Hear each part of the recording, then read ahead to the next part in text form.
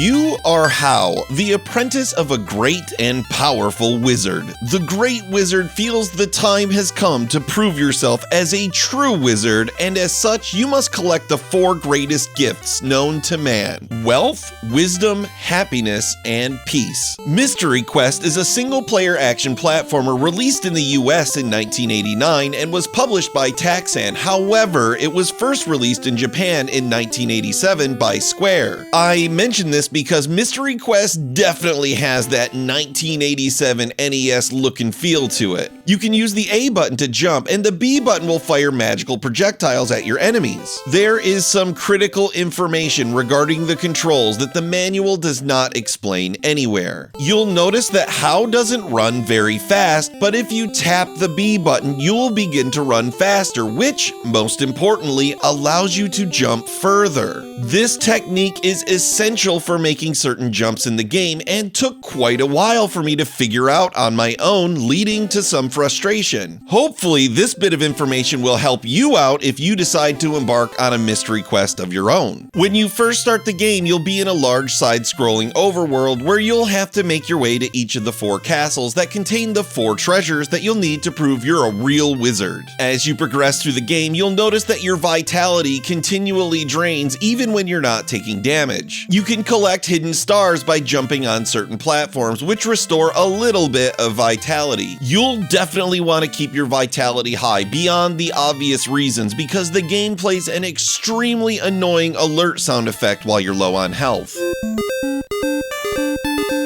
You may also uncover other power-ups like the magic lamp, which makes you invincible for a short time, or an SOS raft, which saves you from falling in the water a single time since Hao can't swim. Eventually, you'll come across one of the castles you need to explore to obtain your treasure. These castles are like mazes, and you'll find yourself searching for keys to unlock doors and hidden blocks that will allow you to progress, or they may contain valuable items like the moon, which restores all of your vitality. If you manage to collect a magical scroll, a roll of magic, your primary attack's power will double, making it a very important item to seek out. You'll also need to obtain magical items to break certain blocks, like the power boots, which can break blocks by jumping on them, or the power helmet, which allows Hao to break blocks with his head. There are no real bosses in Mystery Quest, but you will have to fight a few tougher enemies like Kiri, Mel, Dragon, and Birdman to obtain keys to unlock doors. These enemies are kind of annoying because they tend to swoop in, hit you, and swoop away safely off the screen, leaving you unable to retaliate. If you try to exit the castle without obtaining the required items, the game will yell at you and refuse to let you leave, so your exploration will need to be thorough. You're probably thinking to yourself,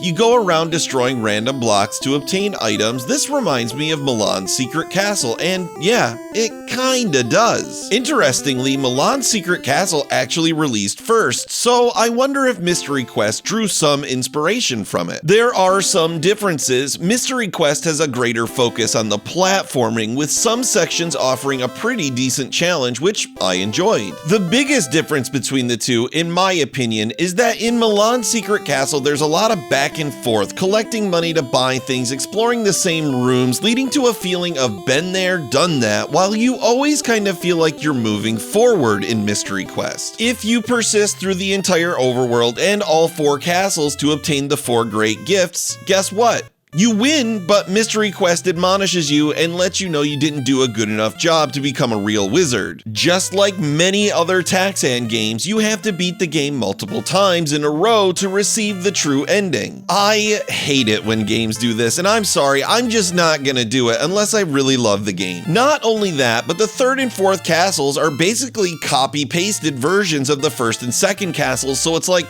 I'm just not gonna play the same 2 castles 6 or 8 times just to prove I'm a real wizard. I'm not bitter, you're bitter. In summary, Mystery Quest is a pretty simple game with a few challenging platforming sections, a few power-ups, and a few mazes to explore, but it's also quite short and attempts to goad you into playing the game multiple times to get the real ending. I could see Mystery Quest being a good game for a much younger audience who may find it fun to go around finding treasures, and the familiarity of the first 2 castles may feel welcome to them. As for me, I was a bit underwhelmed, and while Mystery Quest isn't a bad game or anything, it's not that great either. I give Mystery Quest an esoteric 2 out of 5. Yell at you and refuse to You're probably thinking to your, oh, wow. Or they may contain farts.